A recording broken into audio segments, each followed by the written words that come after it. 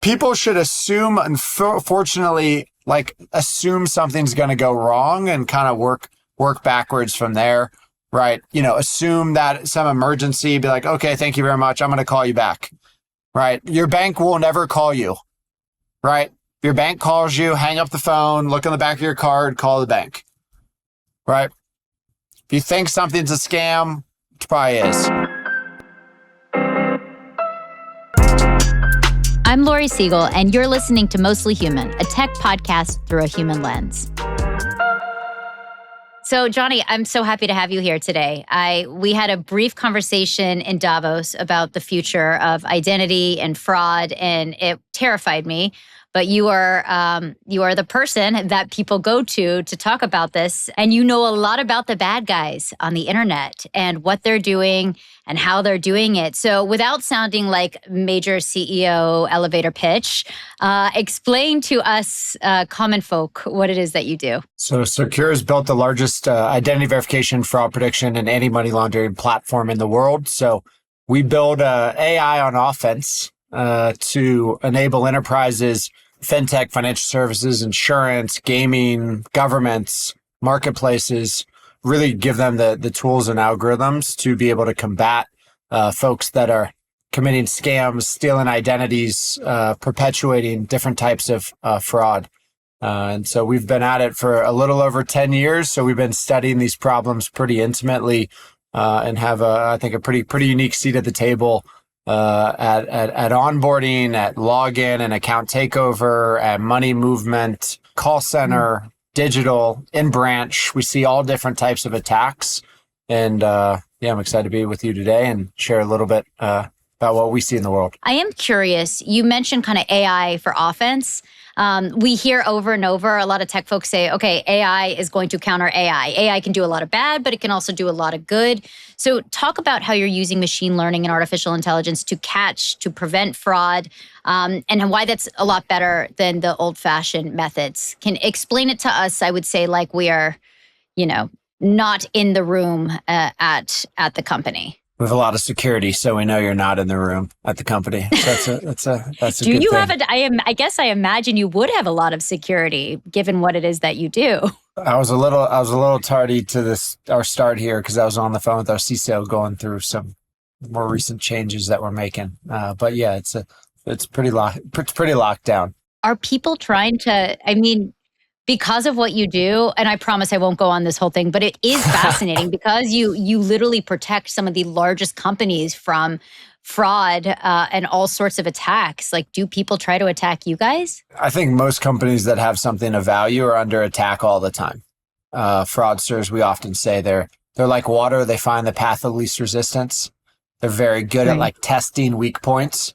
Right. Yeah. They just will perpetually test and test and test, try to find policy gaps, try to find weak employees. It's unbelievable.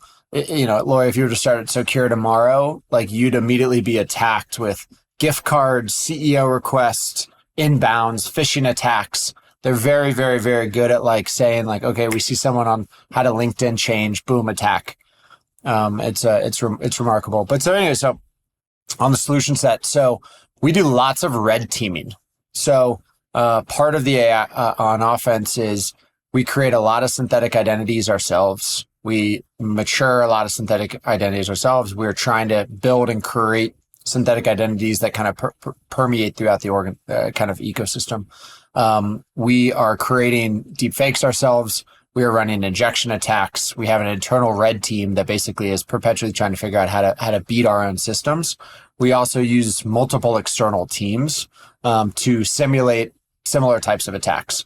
They go create fake identities, manipulated identities. They go hire forgers to go build these fake documents themselves. It's a perpetual game of trying to stay 2 or 3 or 4 steps ahead in terms of how we are kind of dog fooding our own capabilities. It has to be every day is kind of its own little adventure where you are. Could you take us into your day-to-day? What types of customers do you have? And what kind of threats are you seeing? Obviously, they've evolved over the last years, but take us behind these very locked and secured doors and tell us what you're seeing. All customers that move money right? Or something of value are under attack all the time. Fake identities, stolen identities, manipulated identities, synthetic identities are being used to try to open new accounts, new bank accounts, new investment accounts, anything that can be used to like move money. It could be folks that are perpetuating promo abuse at one of the sportsbook or prediction markets, right? It could be one of the e-commerce and marketplaces that are like, get $1,000, Laurie, if you want to become a new driver.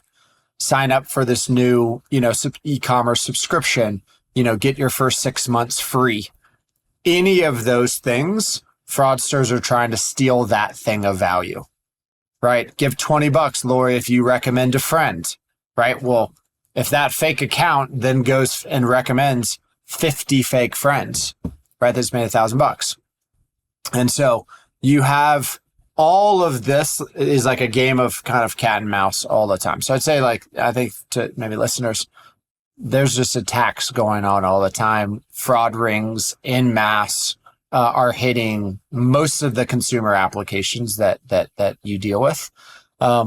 Maybe one of the interesting things that has been more recent, I'd say over the last kind of 12 months has been the North Korean, IT worker attack. That has been something that we've seen a huge prolific kind of acceleration of in terms of employment. We are seeing enormous, some cases like 80-90% of all job applications are fake or fraudulent.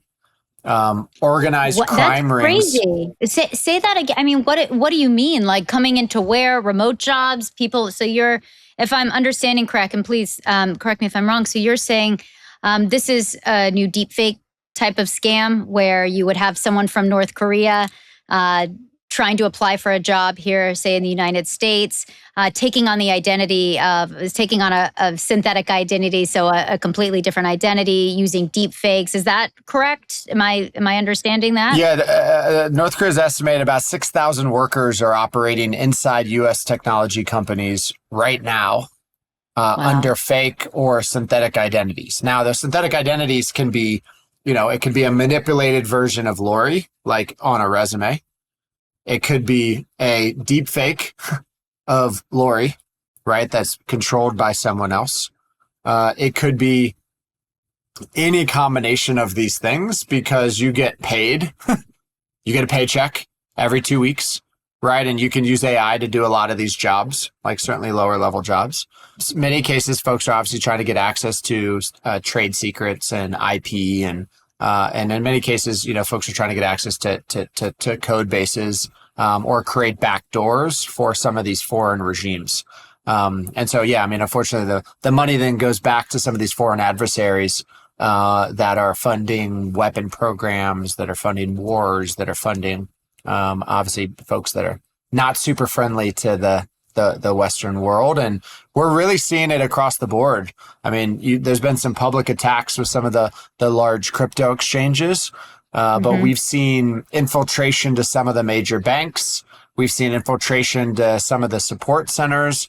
And then certainly really widespread, the number of like fake job applicants that everyone is seeing is growing very, very, very fast. I keep hearing over and over again, workplace job applicants, fraud. So it certainly seems like this is something that's just like, as you're saying, over the last year or so is just becoming a completely new attack. Can you walk us through how companies can even look out for that? How people even know? And is this just fake applicants or is it actually deep fakes, as in I'm interviewing for a job, but it's not really me. It's a video, a deep fake video. I mean, can you explain kind of in a granular way what that looks like and how that plays out, especially are these remote jobs? Yeah, I'll kind of frame it because it's a similar attack pattern across all of these, Laurie, right? So it's if you're applying for a job, you submit information on your resume. You likely had the resume auto-complete the job application. Your resume likely is even fake, right? The PII is manipulated. The email doesn't really belong to Laurie or is brand new. It's, on the resume, it's like, hey, Laurie somehow worked at Gemini and OpenAI and Anthropic in the last 5 years. Is he? They offer really good. They're all trying to poach. It could happen. So all the best resumes, like you see these pristine resumes and they're fake. All like everyone that's a fake applicant happens to have an IQ of like 150 and has had many of the best jobs in the world. But so again, I think whether it's a fintech application or a gaming application or unemployment application, you see a lot of the same patterns. There's geo-spoofing. So it's like Laurie's in New York. Now all of a sudden, Laurie's in Vancouver. You see emails that are new. You see phones that are manipulated, lots of MVNOs. You see email domains that are higher risk domains. You see fraudsters taking over entire domains. And then, again, as people are kind of going through the process, documents are fake, documents are manipulated, right? Maybe they're injecting a deep fake image. And so you're picking up lots of little patterns. So like all of our hands like have a little bit of a micro shake, right?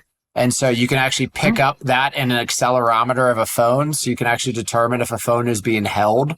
You can look at like the gimbal of a camera to actually determine the angle. And so does the angle at that moment match the actual video file that's being submitted? And so even in session, you could see these like little shifts that could determine, is there actually a manipulation of the video or image? And so it's, again, it really becomes a kind of a combination of all these things, whether it's a job application, a sports book application, someone filing their taxes, someone registering to vote, any of these become, attack vectors where, these types of kind of patterns can be used to, unfortunately hide nefarious or in many cases like criminal activity that we're having to counteract. I mean, and you have to get more and more sophisticated as the attacks get more sophisticated. I want to paraphrase something you said a little while ago. You said to tell a live human from a video feed was visible to the naked eye just 2 years ago, but it's no longer detectable that way. And establishing trust between strangers transacting online might be one of the most defining conversations of the next couple of years. It used to be in tech that data was gold. Is trust the new gold? You need a lot of data to determine trust. And that's where the machines actually can reason over way more information than our human eyes can. Right. In many of these sessions, we have 30, 40, 50 models, Laurie, running to try to have the machines determine whether they should trust the session or not. And, you can be looking at thousands or tens of thousands of elements in milliseconds. Which again, goes back to this like AI fighting AI in a world where trust on the internet is really hard to determine. Can you just tell me, I know you probably have to sign a lot of papers that make it so you can't say a lot about these types of things, but like, what's the craziest thing you've seen? Like, you've just seen some insane things in your career, I imagine. Like, when you look back at the movie of your life, what is going to be like the plot point of you at this company building this and this thing shocked you? Like, what is that scene? Honestly, I think some of the like in-person stuff, ironically, is the most brazen. Like what? Yeah, like we stopped someone a couple of weeks ago that I think they were in something like 39 different zip codes in like 8 or 9 different states with like hundreds of different identity documents where this individual had been on all types of these block lists.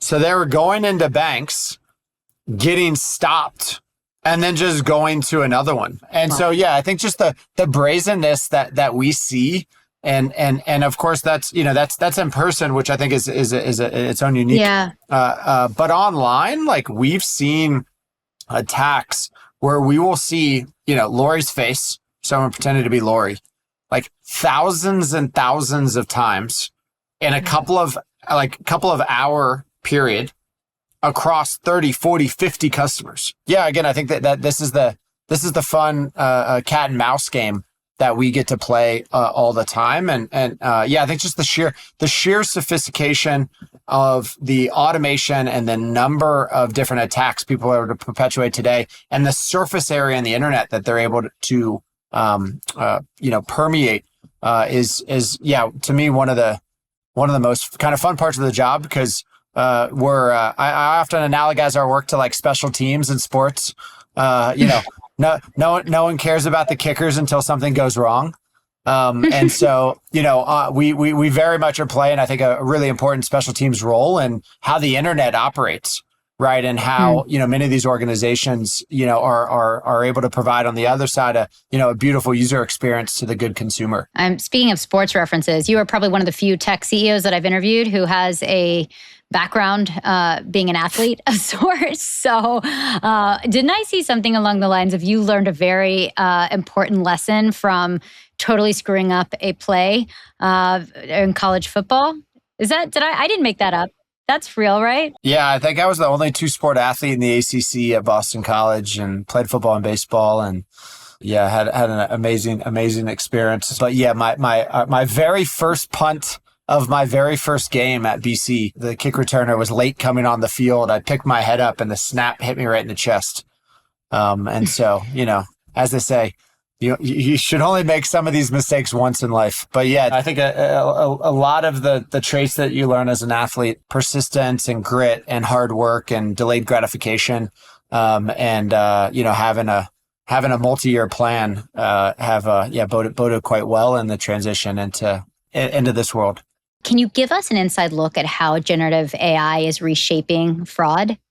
Yeah, I think we've been fortunate, as I was alluding to be a part of like a number of these waves. But the fraud rings operate like a business. They have P&Ls, they make technology investments, they look at their return.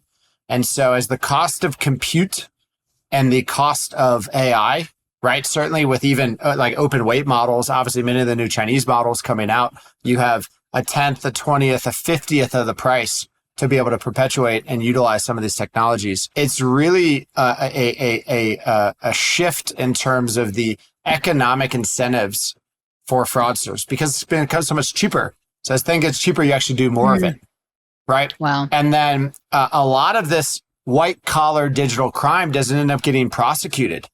If you're selling heroin or cocaine or, obviously other stuff on the streets, you're actually seeing a lot of those criminals are moving into this type of like white collar digital crime, right? You're seeing, there's been good reports, I think in Kingston and Jamaica, a lot of the old call centers are now becoming scam centers, right? And you see a lot of this kind of like conversion of like traditional street crime is now moving to this type of crime because it's actually so easy. And so like the tools have been made available to everyone, right? You can obviously go and create many of these accounts for free. You don't even have to put in any amount of PII, and you have access to this supercomputer, right? That can perpetuate the creation of synthetic identities, right? I can say, hey, Laurie lives on the street. Give me, 1 million fake identities that are all in this zip code, right?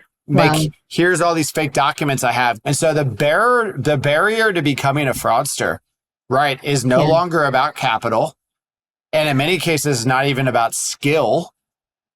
And if you need the skills, you can go pay $9.99 online in a YouTube video or Instagram or Telegram, and they'll send you a book of how to go run, these scams or attacks. And so these like fraud as a service offerings in combination with AI, in combination with the digitization of really everything in our life, has created this, effectively unlimited surface area of potential attacks. And so, as I said, fraudsters are just testing, and it's an accelerating kind of rewriting of the rules of fraud because of the new technology capabilities. I really believe to some degree that way beyond the companies that you help, right? Like these multi-billion-dollar businesses, that we all, to some degree, are going to be living fake lives on the internet, and we don't even realize it. And I came to this conclusion when I realized I had many fake lives on the internet. And, you could say, well, you're kind of a public figure, this or that. But as I started digging into my own, I say fake lives, I found there was a Laurie selling crypto. And then I connected that Laurie selling crypto. It was it was my identity. It was me. It was a whole fake profile that had the pictures of my wedding, this and that, plus a little bit of something else. And there, as I started digging, it was so far beyond fake Laurie. There was fake this person and fake this person, all these fake people talking to each other. And then I started reverse imaging, some of these images. And this person who was doing this is actually works at a police department in Ohio. And all of these normal people, these people who live in the real world, were part of this fake bubble, this fake life of fraud that they had no idea about.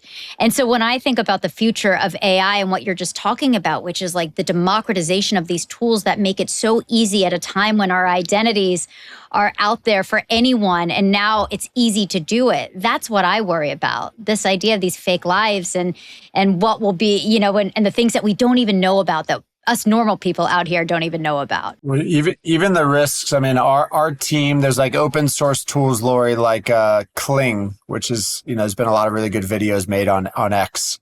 My team was able to take a public image of me, and with a free software in about 20 minutes, go create me replicating whatever it was they were doing. Wow. And so, Laurie, if someone's trying to go create a fake crypto account with your image, we're having to do a real-time search. It's like, hey, is this an image that's a public image? AI has just dramatically, changed the cost and skill to commit fraud. There's obviously image manipulation. There's voice clone manipulation. It is really kind of changed the calculus in terms of, how do you trust people on the internet? And it's hitting everything. It's hitting everything from the folks trying to implement age assurance, right? Regulations, which has, been a sweeping change of the internet, obviously over the last 12 to 18 months. But like 12, 14, 16-year-olds are crafty. They know how to create deepfakes too. Yeah. I'd love to play for you. I get scammed. People try to scam me all the time. I think just because I'm a human who lives in this world and is online. But I had someone call me recently who said that I got locked out of, or said that someone was trying to hack into my Google account.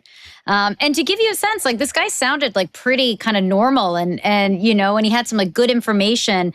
But I guess like 15 years of doing this, the alarm bells started going off. And so I just turned the tables on him and I just asked him about why he was doing this, with the caveat that I was like, you're pretty good at this. Like, can you explain to me a little bit? And he did. And so I'd love to, since we're, you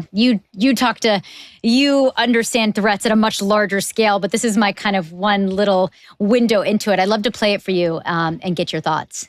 That'd be great. So what for me are you after? Yeah, so we're targeting people who have cryptocurrency. Like, do you ever feel bad about it at all? Or do you ever think you cross the line? There was a point beginning where I was like, is this what I want to do? And then then your life, just, it kind of goes around circles and you realize, this is, you see how the amount of power I'm able to have, being able to do this. And it just gets you like ready to go, it gets you active. I mean, so, it's like an adrenaline thing for you. It's just, I don't know. Like every time I get one of these calls, I think about like people I love and how it's taken me, just because I've spent a lot of time in tech and in the hacker communities and whatnot, where I'm like, okay, that's what this person is doing. But it's hard for even me sometimes. And I'm like, to be like, whoa, like this seems really real, even though I kind of know. And so I just worry about other folks. And I cover a lot on artificial intelligence. And so, yeah. I'm not looking at this as like a black and white thing of like, you're just like a bad person. I think no, for sure. Like it's something that's completely bad. It's something, of course it's against the law, but it's something that's, like maybe an ethical dilemma, something like that. But, like your average grandma, that's not a person I'm taking from. It's not a worry you have to have with your own mother going on, getting SC'd by somebody like me and getting logged into the bank, blah, blah, blah, all that bullshit. I don't deal with that type of stuff. Where do you draw the line? At crypto, that's it. Crypto's the line. If they don't have crypto, we're out, I don't care about your social security number. Of course, I could put in all the time to getting your social, creating a bank account under your name, social engineering, like you into verifying your Face ID with other applications and all this other stuff, but that's where you draw the line because, there's no point doing that type of stuff with people if you're actually taking them for all they have, you know? Hacker ethics. Johnny, do you see any of that? I was actually thinking, I was like, man, it's amazing that he has like his own ethical line, like that he's not willing to cross. Yeah, it's amazing. Yeah, I mean, what was shocking to me was he was so young. And that goes back to kind of what you're saying about the democratization of these tools. I'm sure you're seeing sophisticated hackers, organized groups in North Korea. But the folks who are calling me are, they're maybe part of some of these groups, but they're young. They're, I think he said, and who knows, take it with a grain of salt, but he was like 17 years old or something like that, which is pretty astounding. So interesting. The spectrum and demographics, right? I mean, on one side, there's like, hey, I watched a TikTok video and it said I can go, basically get free money by doing X, Y, and Z. I think there's like one side of that like they saw, some ad or Instagram or, ended up in some Telegram group with their friends. There's also the other side of it, Laurie, which is like, you also have people that are like human trafficked into scams, where they are actually like required to do this, right? Their passports have been taken away, their driver's license have been taken away, their identities have been taken away. They're actually put into these centers. And so even within like this branch of like all the inbound scammers and phone calls, you have varying degrees of like, where they're actually coming from. From physically, and then coming from even in their own life events of like how they got into that business of perpetuating scams. And you stop the scams, but do you ever get a sense of where exactly they're originating from, and do reports on the types of folks? Are you working with law enforcement at all? How does it work? Because you probably have a lot more information into the who behind this, not just how it's happening. There's like a movie everywhere all the time, all at once. Yeah, I mean, honestly, we see Chinese attacks, we see North Korean attacks, Russian attacks, Armenian attacks. There's Korean gangs. There's stuff that's originating. The IPs are in Kansas that, again, that are using some version of like Bangladeshi English, right, on their device. There's device farms that are sitting in, New York or Maine, and, are obviously being controlled by different parts of the world. But now, if that's not bad enough, we have AI making its own decision to go attack, right? So in today's kind of episode of Dystopia, you have OpenAI announcing some of the most advanced models just went rogue, and they broke out of an AI secure testing environment and launched a cyber attack. What does this mean for your industry? How does this change the game? Are we prepared for it? Yeah, I mean, when you have the labs losing control of their own models, you have a real cyber risk. That's forthcoming. I mean, I think, Laurie, the clip you played, like that voice very easily could have been all fake. That could have been a simulated conversation. I don't know how much time I don't know if you've named your chatbot, friend that you talk to, but like whether it's Claude or ChatGPT, like obviously you can sit and have a normal conversation with them, right? And obviously I think you've seen some of the simulations where they have two AI agents talking to one another, right? And so you can run little bits of tests. There's like little like prompts that that you can inject to determine even if that scam is even a human, right? That could be that could just be an AI that's running that scam on the back of it. You're assuming that was a young boy, right? That's an assumption. You actually don't know. Totally. What's that? That's an AI agent that said like, okay, use 11th grade English, have a tone of like light, right, of a shy boy, right, that, has gone astray. And that becomes the persona of the AI that's perpetuating a scam. It could be an older, hey, have this be an older gentleman that talks lightly like a grandpa that's going to go and perpetuate this type of, obviously all that stuff can be trained and be really, really, really targeted in terms of how they're perpetuating their attacks. But yeah, it's for the rest of us that are using, the models from the labs as they're provided, it's certainly scary that the labs themselves, who are supposed to be maintaining, some of this control, right? You obviously see lots of stuff as you try to run some of these queries into ChatGPT. They're like, we do not perpetuate fraud. We do not help you steal an identity. That is a violation of our terms.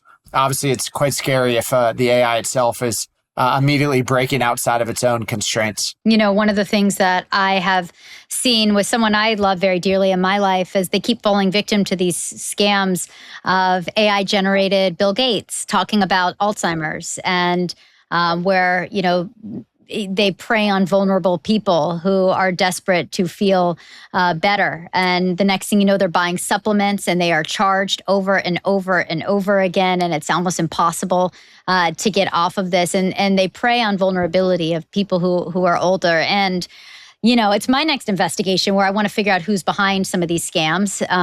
But I'm wondering, I know you see quite a bit from the enterprise, but do you see anything like that? How would you measure that type of fraud in comparison? Well, yeah, I mean, I think it'll be an interesting follow-up, Laurie, as you dig into some of the origination. I mean, you obviously have places like the scam triangle in Asia, right, where Myanmar, Laos, and Cambodia, right, are like frequently overlapping, where they have like this kind of like drug-producing like golden triangle, where they have massive scam centers that are perpetuating all of this, texts, romance scams, right? Like lost children, kidnapped, kids have been kidnapped. Yeah. I mean, like this is like industrial scale, primarily run by Chinese organized crime syndicates that are sitting on the back of this stuff, right? And I gave the example of like there are, hundreds of thousands of workers that have been unfortunately lured in from different parts of Africa, or different parts of Asia,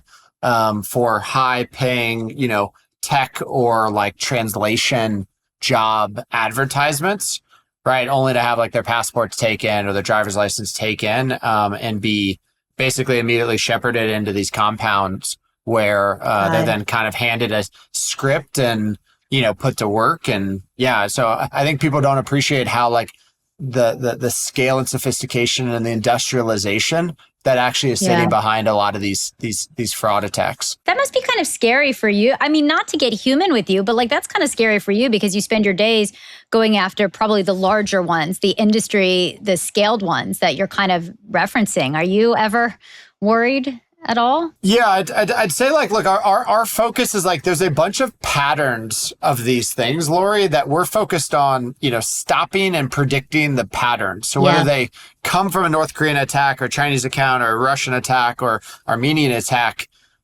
for us, we're just trying to determine like, this is not Laurie. Yeah. Right? Yeah. Like Laurie comes from an iPhone. She speaks English. She uses Chrome. She's at her home in New York. Like this is the email that she's had for 27 years. This is her driver's license. Nothing's been manipulated. Right? We're not seeing like as we think about, these all the kind of patterns. Right. For us, like it actually doesn't really matter who and where the attack is originating from. It's all these signals of the attacks, that we're obviously helping our customers stop, while at the same time obviously trying to build a really, really, really strong view of like what good consumers look like. But yeah, it's I don't know. I try to not think too much about like the attacks. You have to kind of separate it. Yeah, my wife says I'm pretty good at compartmentalization of things, and so maybe that one I put like deep back in my mind. What is coming next that no one is talking about? Like, be the first to say it here. Like, what is beyond our imagination when it comes to this? Look, like companies are vulnerable to attacks. Companies have holes in their authentication systems. They have holes in call centers. They have holes in login. Humans can be socially engineered. Look, I think we spend a lot of time thinking about, I'll give it kind of two parts to the answer. One is like when you can just have agents running all day, every day, testing, literally trying to find vulnerabilities. Like you're going to see what we see right now, which is like fraud rates are spiking dramatically.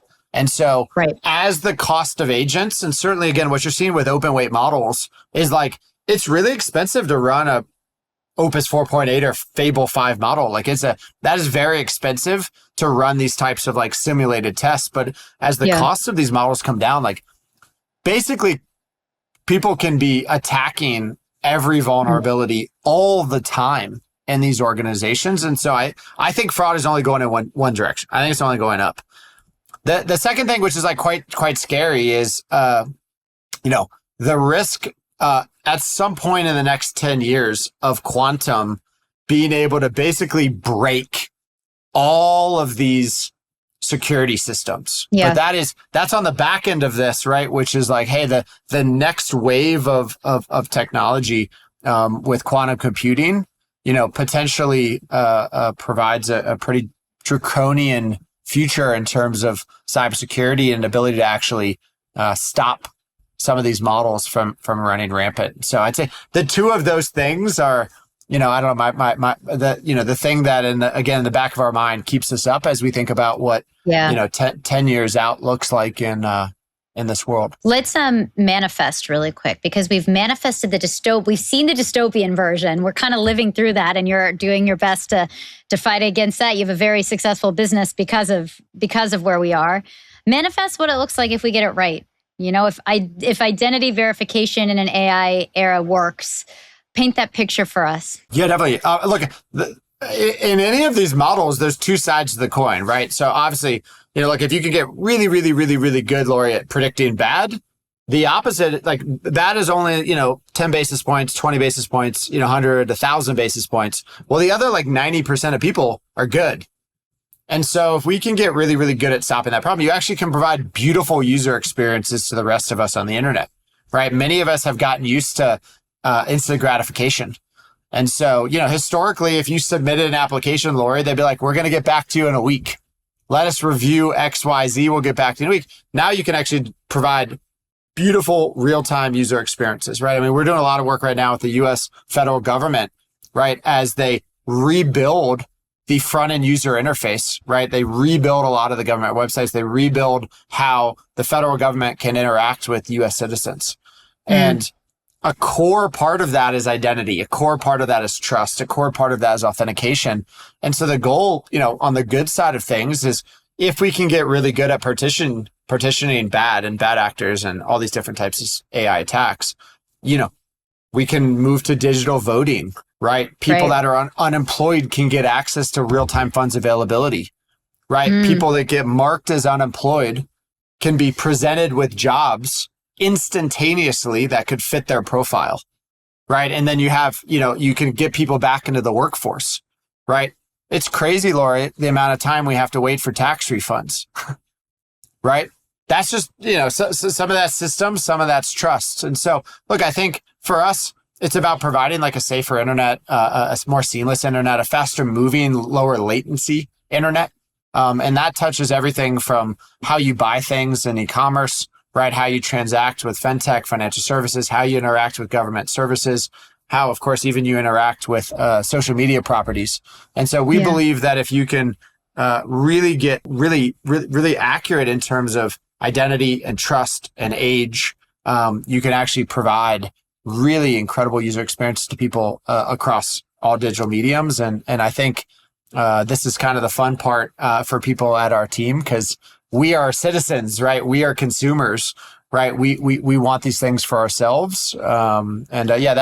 That is like the counter, right? You have a safer internet for 13-year-olds, right? You have all your age restricted products, right? Can actually be in the right hands. And for all of us, hopefully none of us are getting scammed. None of us lose our life savings. None of our family members lose it. And so, that ability to solve both problems is the thing that gets us fired up every day and has for the last decade plus. To do what you do, you have to be a little bit crazy, because that's a wild job and a wild thing to be doing at a fascinating time. So why is it personal to you? Oh man, I think all of us get to choose what we do in life. And I think this is of all the things, I don't know, mid-20s me and early 30s me, and I guess, early 40s me thinks, it's pretty fun getting to work on a thing that impacts basically every person in the world,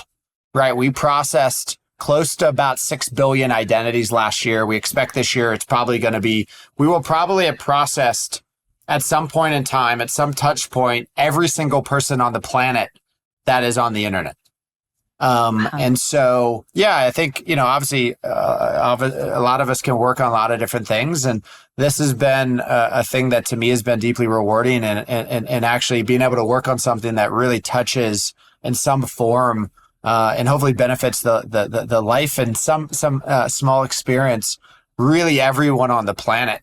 And I don't think there's a lot of things that, I don't think there's a lot of things you can work on that really touches every single person. And, this has been, the medium, if you will, through which, we're able to do that. And I get a lot of joy and, both doing something that is, capitalistic and economically beneficial, but something that's like tremendously societally beneficial and, something that I think really has to exist. And certainly with the proliferation of AI and acceleration of AI, fraud is a thing that, really, if it doesn't exist, we could be living in a very different world. Yeah. I just want to give the last quick question to Joseph on our team. So I know Joseph had a question for you. So Joseph, you want to ask? Thanks so much for coming on the pod. I'm on Mostly Human team, and Laurie always lets me ask one question per episode. So it's like my little segment. I'm curious, since a lot of your work, it sounds, is like on the macroeconomic and corporate scale. I'm just curious, until quantum computing ruins everything, what can the individual everyday person do in their day-to-day? What strategies / tips do you have to get around online, and not be hacked or fall victim to deepfake fraud, and have you ever been hacked, Oh man, it was a sneaky two, but that's okay.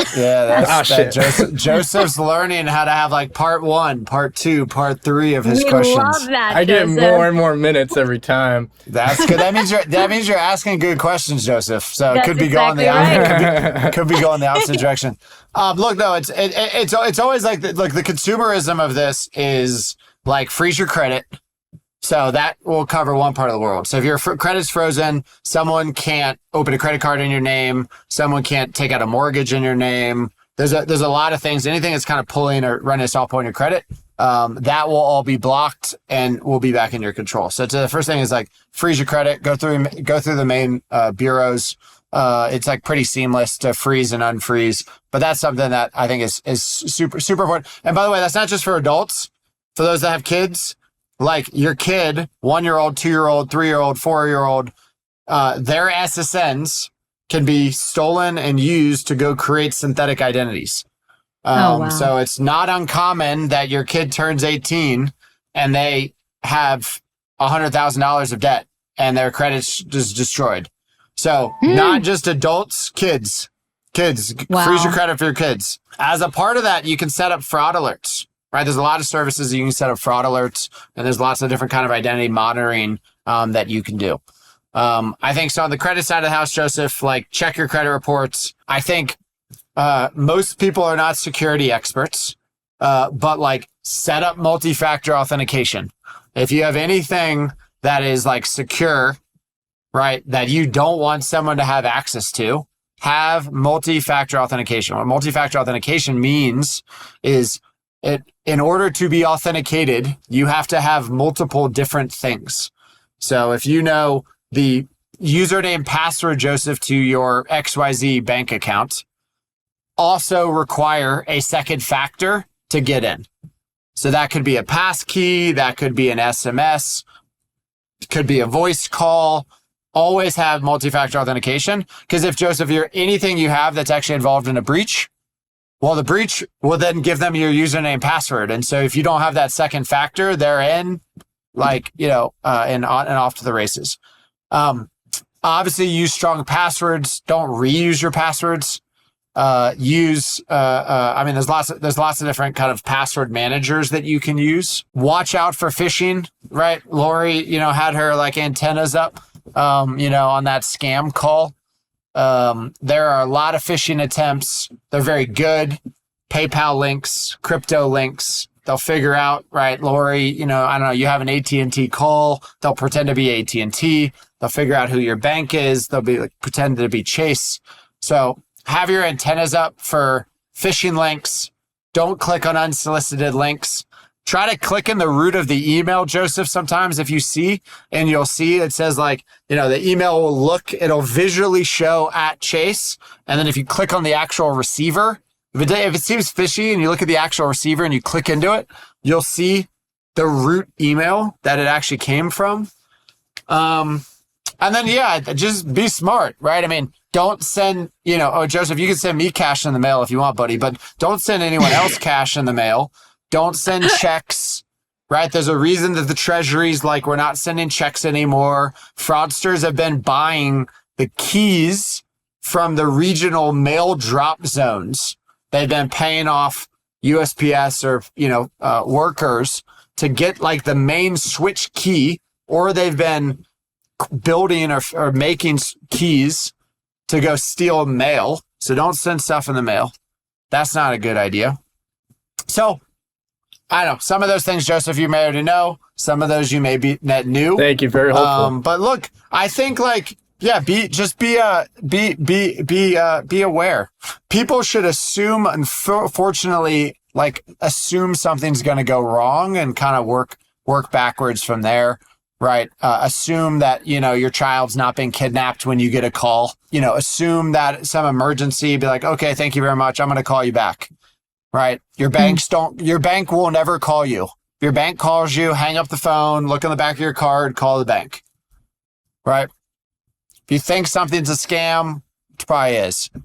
And so, yeah, those would be on my, those would be top of my list, Joseph, of some tips. Cool. Thank you so much. That was great. Actually, so many tips. That's amazing. So thank you. I really, really appreciate that. And I know folks listening will too. Thanks for your time, Johnny. That was awesome.